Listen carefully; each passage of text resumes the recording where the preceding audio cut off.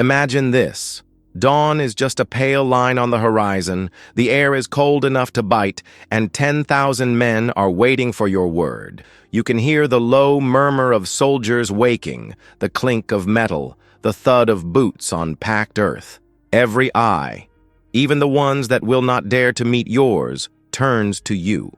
Not because you shout the loudest or swing the sharpest sword, but because the weight of the day sits on your shoulders. One choice, and the road curves toward triumph. Another, and it veers into loss that no song will hide. That was the life of a Legatus Legionis, the kind of commander who stood between Rome and whatever threatened it. But here is the real question. How does a single person hold together a force this large, this complex, and this proud? It was not only about courage, it was about trust and timing. It was about knowing when to push hard and when to let men breathe. It was about reading a river's depth by its color, and a rival's plan by the way their scouts rode. A legate learned to feel the rhythm of a marching column, to sense when hunger was turning into anger, and to fix it before the first complaint even reached him. There is a quiet moment most people never imagine. The legate walks the edge of camp at first light. The watchtowers are still manned. The ditch and rampart stand where last night there was only open field. Roman soldiers could raise a full marching camp in a handful of hours, with ditches cut straight as an arrow and tents lined up like a city that learned to travel. That camp was a promise. It said, "We are safe here, even far from home." Power found the legate in different ways across Rome's history. In the old days, many legates were senators who learned to argue before they learned to command. Later, emperors chose men whose loyalty was a shield as strong as iron. Some had already worn the white of a consul, the highest honor in Roman politics, before taking the red cloak of command. That mix of politics and war shaped every decision. He did not only lead on the battlefield. Sometimes he governed a province, settled disputes, balanced taxes, and tried to keep peace among people who spoke different languages and followed different gods. Imagine finishing a hard campaign, then sitting down to judge a case about land that two families had shared for generations. Different kind of courage, same need for fairness. There were little rituals that kept a legion alive. The standards, those tall poles crowned with symbols, were treated almost like living things. Soldiers touched them for luck before a march. If a standard fell in battle, men would risk everything to lift it again, not out of blind fury, but because it stood for home and for one another. A good legate understood this. He did not waste lives for show. He knew that the best victories were the ones won with discipline, planning, and patience. Roman logistics were a quiet kind of genius. Grain moved like a river, mills turned on the march, and roads tied distant lands together so tightly that orders sent from a tent one morning could shape events far away by sunset. Of course, there was a cost. Off the field, the real test began. A legate who won too much attention could become a worry to the emperor. A legate who failed could become yesterday's name. Many walked a narrow road. Think of the famous ones. The ones whose choices still echo when we tell stories about Rome. Some crossed lines that could not be uncrossed. Others stayed loyal until the end and paid for it all the same. That thin boundary between honor and danger gave every triumph a bittersweet edge. Yet the heart of it was human. There were nights when the legate wrote letters under lamplight, steadied his hand, and tried to find the words that would not worry his family. There were mornings when he remembered the first time he held a wooden practice sword as a boy and wondered how that path led here, to this camp, to these lives that depended on him. He watched recruits turn into veterans. He learned their names. He saw fear become resolve. And on days when the wind changed and the plan had to change with it, he listened to the officers he trusted most and made the choice that let the most men come home. So how did one man wield such power? He did not do it alone. He stood on the work of countless hands, on maps spread across tables, on scouts who vanished into the hills, on engineers who measured riverbanks and bridge spans, on centurions who could hold a line steady with a glance. His gift was to keep all of that beating like a single heart. If this kind of story makes you lean in a little closer, you are in the right place. Like the video, share it with a friend who loves the past as much as you do, and subscribe to Legacy of Empires. There are so many roads left to walk together through the ancient world, and this is only the first step. Picture this. You're standing in the marble halls of the imperial palace, and the most powerful man in the world has just handed you a bronze tablet with your name etched upon it. Congratulations. You've just become a Legatus Legionis, commander of 10,000 souls and keeper of Rome's destiny on distant frontiers. But here's what makes this moment so fascinating. You didn't climb through military ranks to get here. No. Your path to commanding a legion began in the Senate House, debating laws and making political alliances. You see, in the early days of the Roman Empire, being a general wasn't just about knowing how to fight. It was about knowing how to navigate the treacherous waters of Roman politics. Let me paint you a picture of how this all worked. Imagine Marcus, a fictional but typical legatus of the 1st century after Christ. Just 5 years earlier, he was wearing the toga of a senator, arguing about grain distributions and tax policies in the Forum. He'd already served as consul. That's Rome's highest elected office, mind you, and had proven himself capable of managing the complex machinery of government. Then came that fateful day, when Emperor Trajan summoned him to the palace. "Marcus," the emperor might have said, "I need someone I can trust completely to take the 9th Legion into Germania. Someone who understands that victory isn't just about sharp swords, but about sharp minds." And just like that, our senator became a general, trading his civilian toga for military armor. This wasn't unusual at all. Many of Rome's most successful legion commanders were former consuls, men who had already reached the pinnacle of political achievement. Think about what this meant. These weren't career soldiers who had spent decades learning the art of war. These were politicians, diplomats, and administrators who suddenly found themselves responsible for the lives of thousands of men and the success of entire military campaigns. Here's where it gets really interesting. The emperor didn't choose these men randomly. He needed commanders who could think beyond the battlefield, who understood that conquering territory was only half the job. The other half was governing it, and that required political skills that only senators possessed. But when Augustus became Rome's first emperor, everything changed. The old republican system, where senators naturally rotated through military and civilian roles, began to evolve into something more personal, more dangerous. Loyalty to the emperor became the most important qualification of all. Imagine being in those early imperial years, watching this transformation unfold. Suddenly, it wasn't enough to be competent or experienced. You had to be trusted absolutely by one man whose paranoia could end your career or your life with a single word. The emperor needed to know that when he sent you to command a legion on the Rhine or the Euphrates, you wouldn't decide that 10,000 devoted soldiers made you powerful enough to march back toward Rome. This created an incredible tension that defined the entire imperial system. Every successful legatus walked a tightrope between competence and ambition. Show too little skill, and you'd lose battles that could cost Rome entire provinces. Show too much independence, and you might find yourself receiving a very polite letter suggesting that suicide would be the honorable option.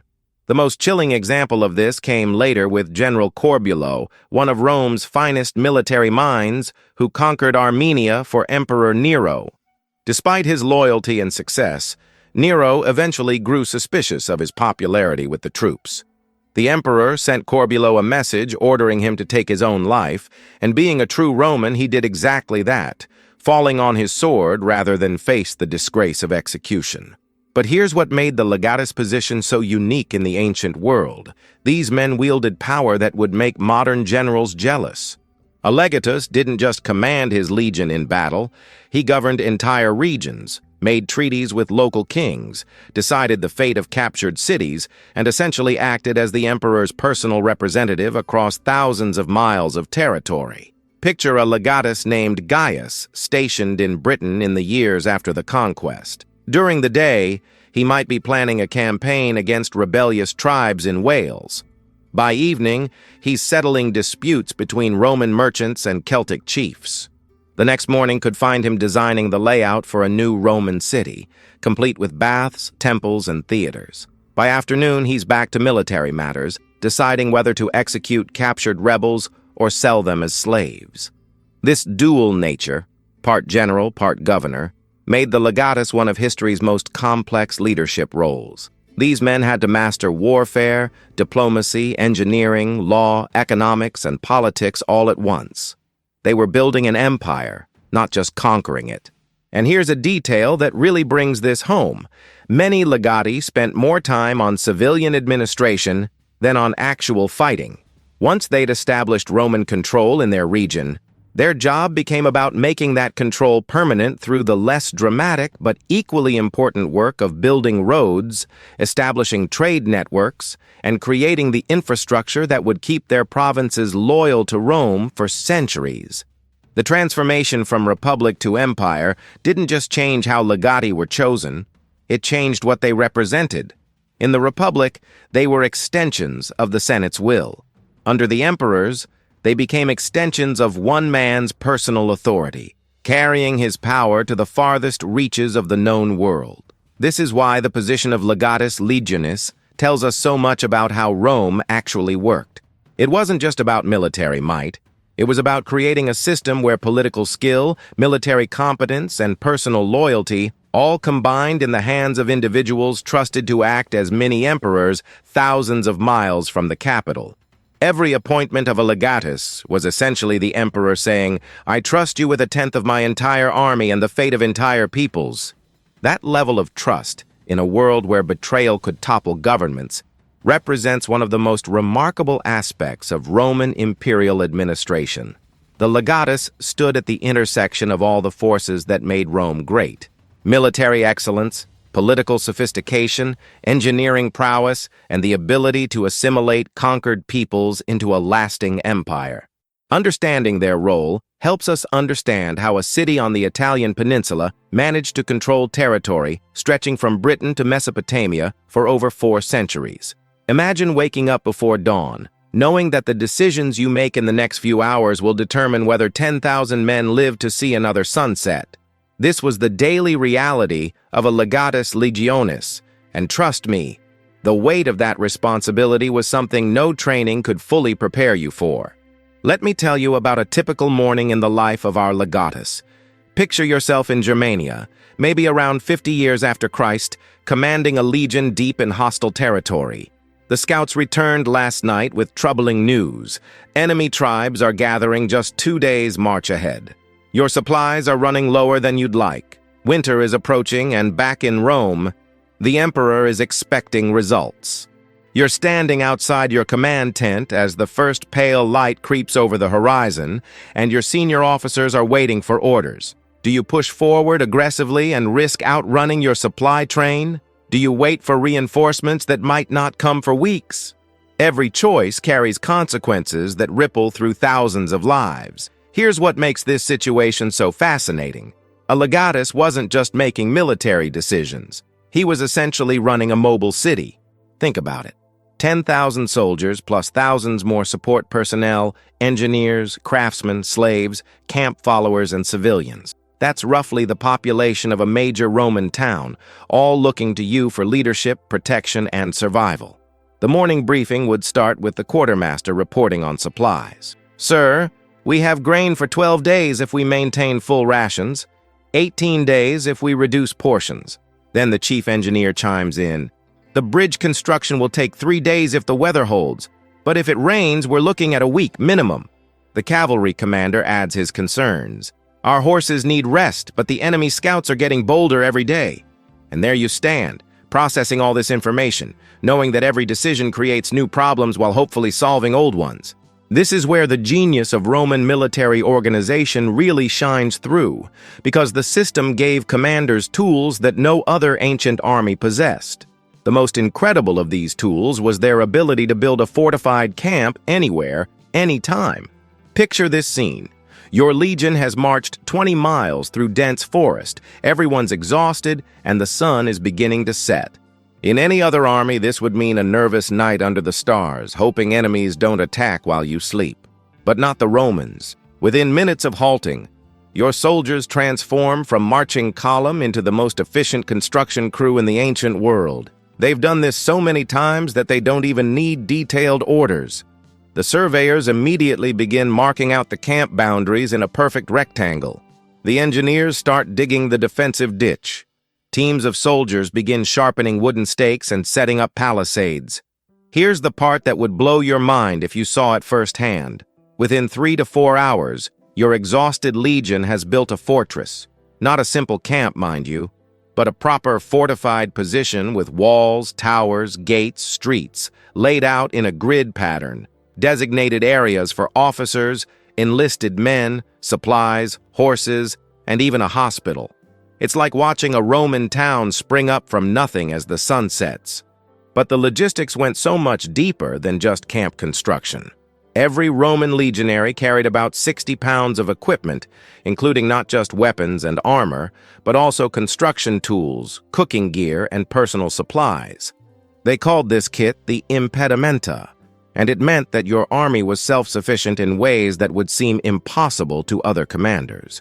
Your soldiers could build bridges across rivers using techniques that wouldn't be improved upon for over 1,000 years. They could construct siege engines from local timber. They could dig wells, repair roads, forge new weapons, and even mint coins if necessary. Each legion carried craftsmen who could work metal, leather, wood, and stone with professional skill.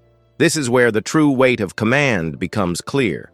As a legatus, you weren't just moving an army. You were directing a mobile civilization.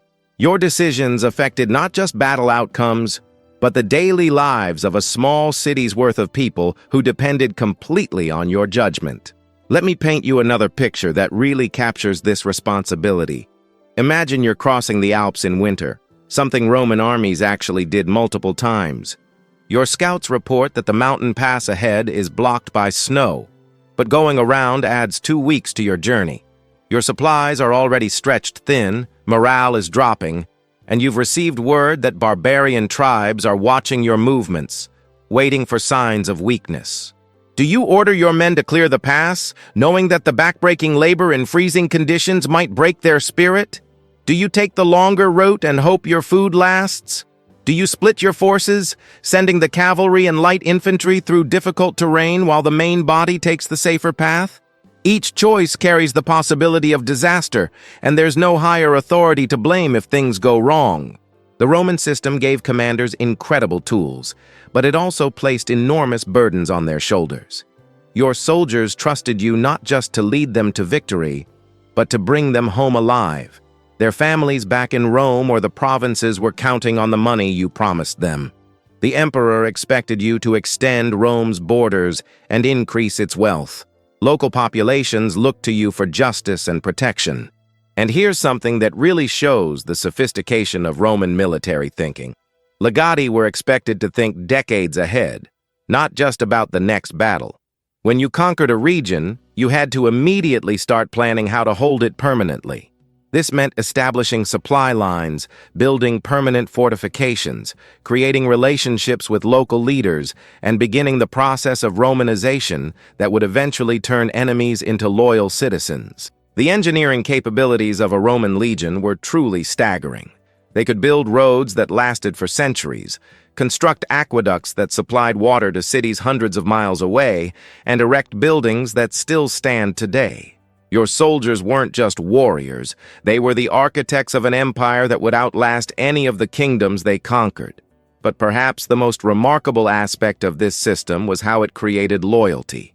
When your men knew that you had the skills and resources to keep them alive, fed, and victorious, they followed you to the ends of the earth. When local populations saw Roman engineering creating prosperity and security they'd never known before, they began to see Rome not as a conqueror, but as a civilizer.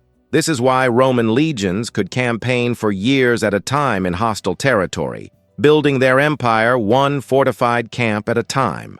Every night, they created a little piece of Rome wherever they stopped, complete with proper defenses, organized streets, and all the infrastructure needed to project power across vast distances. The weight of command for a legatus was unlike anything in the ancient world, because Rome had created a military system that was also a colonization machine, a construction company, and a government administration all rolled into one. Managing all of that required skills that went far beyond simple battlefield tactics. It required the kind of comprehensive leadership that very few people in any era could master. When you understand this level of complexity, you begin to appreciate why Rome succeeded where so many other empires failed. It wasn't just about having good soldiers. It was about having a system that could project civilization itself across thousands of miles and maintain it for centuries. Are you fascinated by this ancient legacy? Then comment your thoughts, like the video, share it with fellow history lovers, and subscribe to Legacy of Empires for more epic journeys. Picture yourself returning to Rome after 3 years of successful campaigns. Your legions have conquered new territories, filled the imperial treasury with gold, and your name is being celebrated in the streets. Citizens cheer as your victory parade winds through the forum. Poets are already composing verses about your achievements. You should feel triumphant, right? But here's the twist that would make your stomach turn. As you climb the steps to meet the emperor, you're wondering if this celebration might be your last. Because in the dangerous game of Roman politics, success could be just as deadly as failure. This is the paradox that haunted every legatus throughout Roman history. The very qualities that made you invaluable to the empire, your military genius, your ability to inspire loyalty, your skill at governing provinces, these same talents made you a potential threat to imperial power. Let me tell you about Gnaeus Domitius Corbulo, one of the most skilled generals Rome ever produced. Around 60 years after Christ, Emperor Nero sent him to Armenia to deal with a complex situation involving the Parthian Empire. Corbulo didn't just succeed, he exceeded every expectation.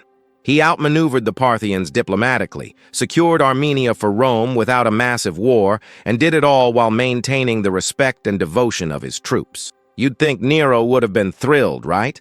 Instead, something much more sinister began to unfold. Corbulo's success made him popular. His soldiers spoke of him with the kind of reverence that emperors preferred to keep for themselves. Whispers in Rome suggested that here was a man who could actually govern the empire better than Nero himself. Corbulo probably sensed the shift in the political winds. Imagine receiving those increasingly cold letters from the imperial court. The emperor's praise became more formal, less personal. The requests for detailed reports grew more frequent and more suspicious in tone. The subtle questions about troop loyalty became less subtle. Then came the letter that every successful general dreaded.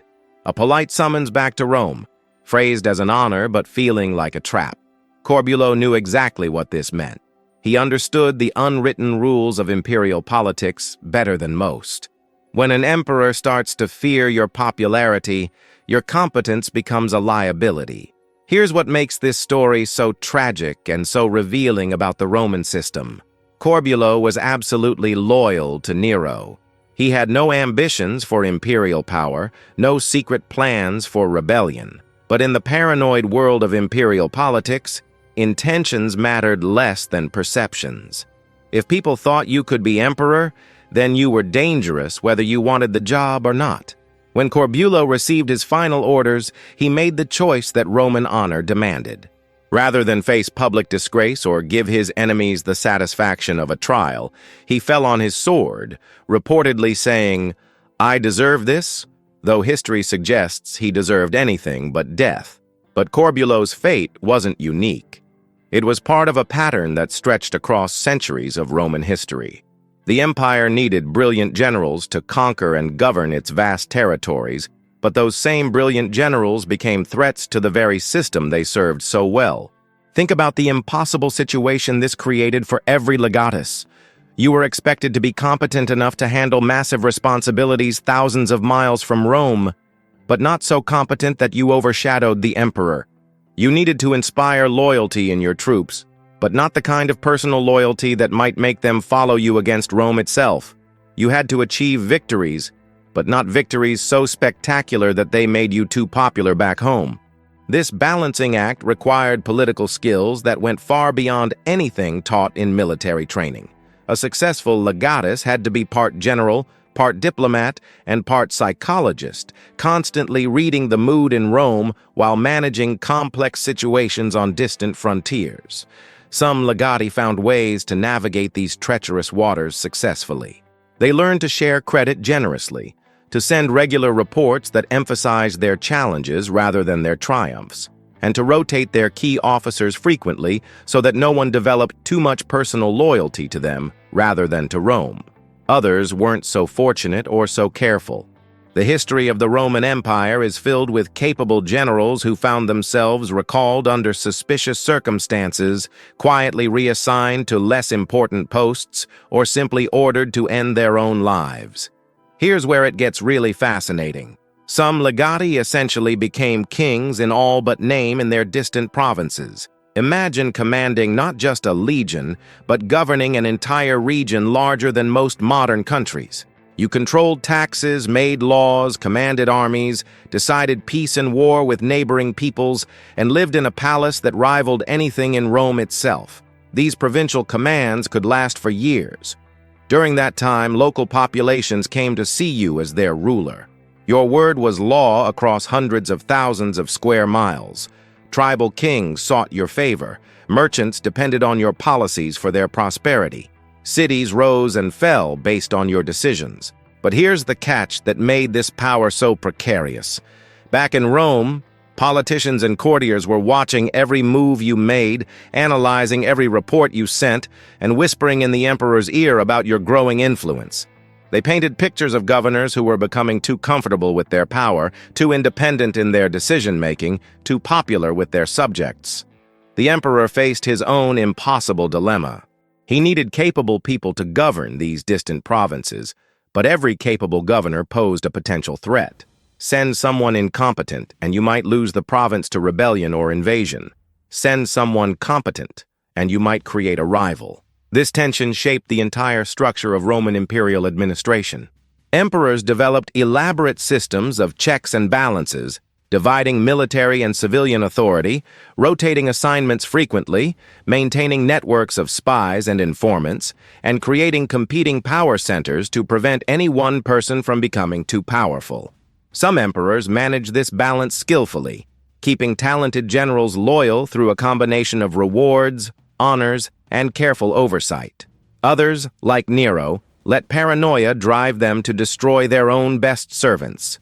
The most tragic aspect of this system was how it wasted talent. The Roman Empire produced some of history's most capable military and administrative leaders, but the very structure of imperial politics meant that many of them ended their careers in disgrace, exile, or death, not because they failed in their duties, but because they succeeded too well.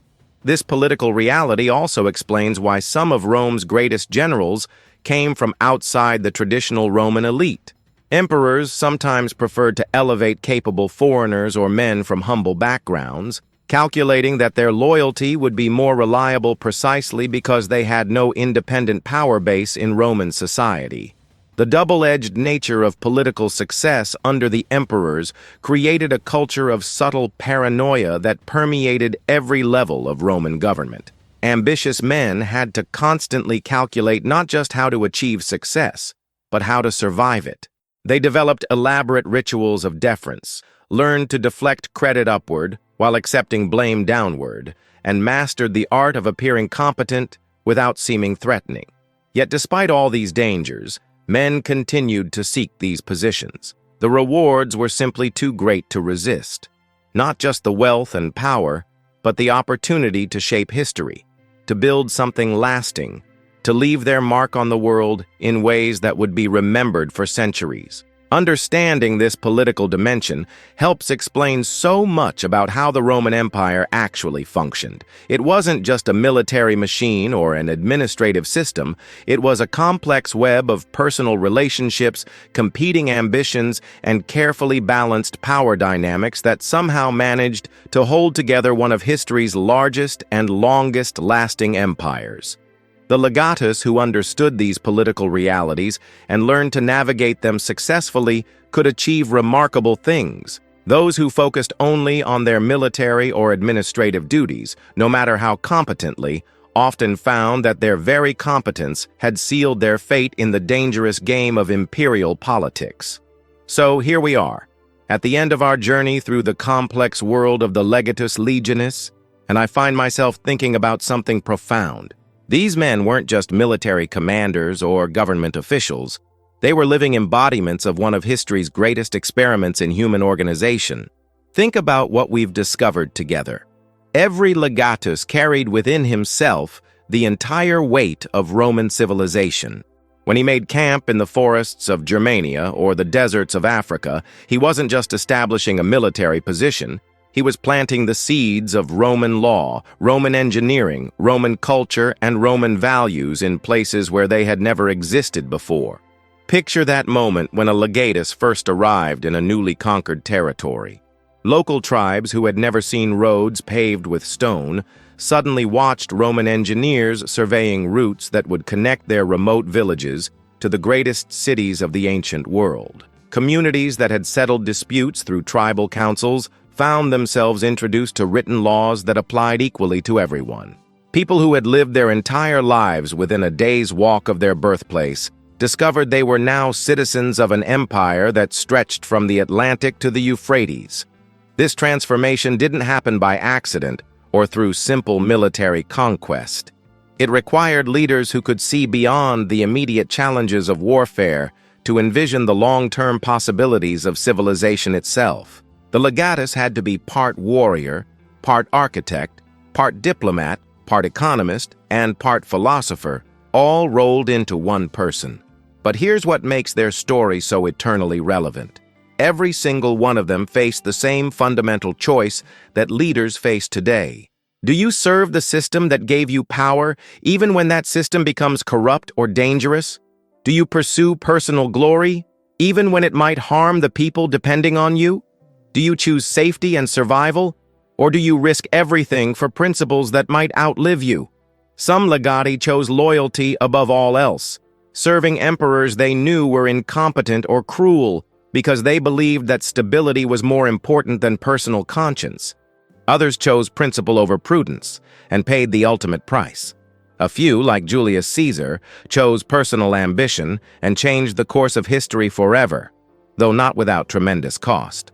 What fascinates me most is how these ancient dilemmas still echo through our modern world. Every leader today, whether they're running a company, governing a city, or commanding military forces, faces similar tensions between competing loyalties, between short-term pressures and long-term consequences, between personal advancement and collective good. The Legatus reminds us that leadership has never been simple or pure. It's always been about navigating impossible choices with incomplete information while thousands or millions of people depend on your decisions. The Romans just made this reality more visible and more dramatic than most civilizations. But beyond the political and military aspects, there's something deeply human about these stories that connects us across 2,000 years of history. These were real people dealing with the same fundamental challenges we all face. How to balance ambition with integrity, how to manage fear and uncertainty, how to leave something meaningful behind when our time is over. Imagine being in Corbulo's position, knowing that your loyalty and competence had made you a target. Would you have continued serving faithfully, hoping that honor would protect you? Would you have quietly requested a transfer to a less visible position? Would you have considered the unthinkable option of rebellion? There are no easy answers, and that's exactly what makes these stories so compelling. Or picture yourself as a legatus governing a distant province, watching your soldiers build roads and aqueducts that will serve communities for centuries after you're gone. You know that your name will be forgotten long before those roads crumble, but you also know that every mile of paved stone represents lives made better, commerce made possible, and connections forged between cultures that might have remained isolated forever. This is perhaps the most remarkable legacy of the Legatus Legionis. They created infrastructure, both physical and cultural, that outlasted the empire itself. The roads they built still form the foundation of European transportation networks. The cities they founded still thrive today. The legal principles they enforced evolved into the foundation of Western law. The administrative techniques they developed influenced governments for centuries. Think about that for a moment. These men, facing impossible political pressures and dealing with the daily challenges of commanding thousands of soldiers in hostile territory, somehow found the vision and energy to build things that would benefit humanity for 2 millennia and counting. They proved that even in the most challenging circumstances, even when surrounded by political intrigue and personal danger, it's possible to create something lasting and valuable. They show us that true leadership isn't about avoiding difficult choices, but about making those choices with wisdom, courage, and concern for future generations. The Legatus also teaches us about the complex relationship between power and responsibility. These men wielded authority that would seem almost godlike by today's standards, but they did so within a system that could destroy them at any moment if they stepped out of line. This tension forced them to think carefully about every decision, to consider not just immediate consequences, but long-term implications. In many ways, their situation mirrors the challenges faced by leaders in our interconnected modern world, where local decisions can have global consequences, and where the balance between individual initiative and institutional loyalty remains as delicate as ever. Perhaps most importantly, the story of the Legatus Legionis reminds us that history is made by individuals making choices under pressure. It's easy to look back at the Roman Empire as an inevitable force of nature, but the reality is that it succeeded because thousands of individual commanders, administrators, and soldiers made daily decisions to build rather than destroy, to include rather than exclude, to plan for the future rather than just survive the present. Every bridge they built required someone to calculate engineering loads and supervise construction crews. Every peace treaty required someone to understand both military realities and political possibilities. Every new city required someone to envision how disparate populations could live together productively. These weren't abstract historical forces. They were the accumulated choices of real people facing real challenges.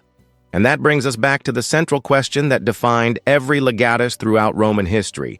What do you do when the easy choice and the right choice are different things? How do you balance competing loyalties when there's no perfect solution? How do you make decisions that affect thousands of lives when you can't predict all the consequences? These questions don't have simple answers, and perhaps that's the point.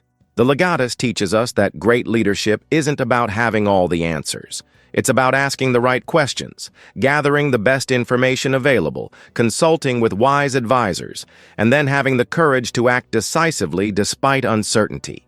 Their legacy challenges us to think beyond our immediate circumstances, to consider how our decisions today might affect communities and civilizations we'll never see. They remind us that individual choices, multiplied across time and space, become the forces that shape history itself. So as we reflect on these remarkable figures from the ancient world, perhaps the most important lesson is this: we all have opportunities to be builders of civilization in our own way. We may not command legions or govern provinces, but we make choices every day that either strengthen or weaken the communities we're part of. We can choose to build bridges or walls, to include or exclude, to think about tomorrow or focus only on today. The Legatus Legionis reminds us that leadership at its best is about service. Service to ideals larger than ourselves, to communities that depend on us, and to future generations who will inherit the consequences of our choices. That's a responsibility and an opportunity that transcends any particular historical era or political system. Their story continues to resonate because it's ultimately about the eternal human challenge of living up to our highest potential while navigating the practical realities of an imperfect world. And in that sense, we're all walking in the footsteps of the Legatus, making our own choices about power and duty, glory and survival, individual ambition, and collective good. The question isn't whether we'll face these dilemmas, it's how we'll respond when we do. What would you have done in his place? Tell us in the comments, and don't forget to like, share, and subscribe to Legacy of Empires for more untold stories of the ancient world.